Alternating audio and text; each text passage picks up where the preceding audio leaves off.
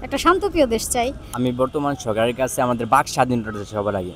আমার দেশ তোমার দেশ এইটা আওয়ামী লীগ বিএনপি এগুলো যেন না থাকে, দেশকে একটা ইউরোপ কান্ট্রির মতো সাজাতে। আমরা চাবো যে আমাদের কাছে একটাই প্রত্যাশা যে শিক্ষা ব্যবস্থা যে আমাদের একটা ভালো কারিকুলামের জানি হয়, এখনকার বর্তমান কারিকুলামের জানি না হয়। একটা শান্তপ্রিয় দেশ চাই, যে দেশে বাচ্চা কাচ্চা কথা বলতে পারবে, নিজের দাবি জানাইতে পারবে বা নিজের মতো চলতে পারবে, অন্যের উপর ডিপেন্ডেন্ট না হবে, এরকম একটা দেশই তো সবাই আশা করে, প্রত্যাশা করে, তাই না? কারণ বর্তমানে আমি চাই যে যেরকম শান্তি আছে এরকম শান্তিভাবে যেন চলে, ইলেকশন হলে যেরকম শান্তি শৃঙ্খলাভাবে আমরা চলা পারি, হ্যাঁ, কোনো চাঁদাবাজি যেন না হয়।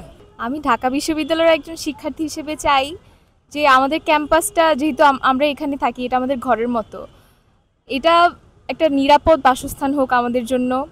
এখানে অনেক সময় দেখতে পাই যে বহিরাগতদের জন্য আমাদের অনেক ভোগান্তি পোহাতে হয়, সেইটা যদি প্রশাসন থেকে নিয়ন্ত্রণ করা হয় তাহলে আমাদের ঘরটাতে থাকতে স্বস্তি হতো। বাংলাদেশের মানুষ যেহেতু ইসলাম প্রিয়, সেক্ষেত্রে আমি চাই যে বাংলাদেশের সরকার, বর্তমান যিনি সরকার আছেন, আমি চাই যে তিনি উলামা ইকরামদেরকে নিয়ে একটি সুন্দর রাষ্ট্র গঠন করেন, যেখানে আল্লাহর কোরআনের হাদিসের কথা থাকবে, কোরআন হাদিস অনুযায়ী দেশ পরিচালনা হবে এক কথায়। আমি বর্তমান সরকারের কাছে আমাদের বাক স্বাধীনতা সবার আগে চাই যে প্রত্যেকটা মানুষ তার নিজের ভাষায়, নিজের ভিতর থেকে যে কথাটা আছে, যে আপনার স্বাধীনতাটা আছে, ওটা প্রকাশ করুক।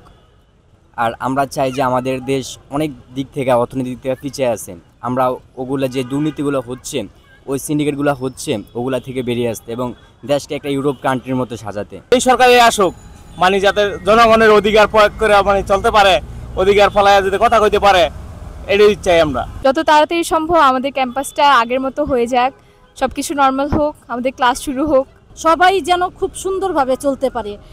এত হারাহারি, এত মারামারি, এত গন্ডগোল, আমার দেশ তোমার দেশ এইটা আওয়ামী লীগ বিএনপি এগুলো যেন না থাকে। এই যে ছাত্ররা যে করলো যেটা, এটা তো মানে ভিতরের থেকে আমরা ঘরে বৈশা বৈশা কান্না করছি আর একই দোয়া করছি, বাচ্চারা যেন বিজয় হয়ে আসতে পারে। ওদের জন্য আজকে আমরা বুঝতেছি যে স্বাধীন কাকে বলে, যেটা আমরা চোখে দেখি নাই সেটা আমরা দেখছি এইবার। শাসন ব্যবস্থা, তারপর দুর্নীতিমুক্ত জানি সমাজ গড়ার প্রত্যয় নিয়ে তারা সব কাজগুলো আর কি বাস্তবায়ন করেনি। দ্রব্যমালের জিনিসগুলো, আমাদের যে খাদ্য, সেগুলো যেন সীমিত থাকে, কেন আমরা গরিব মানুষ, আমরা কিন্তু এই এত দামে খাইতে পারবো না।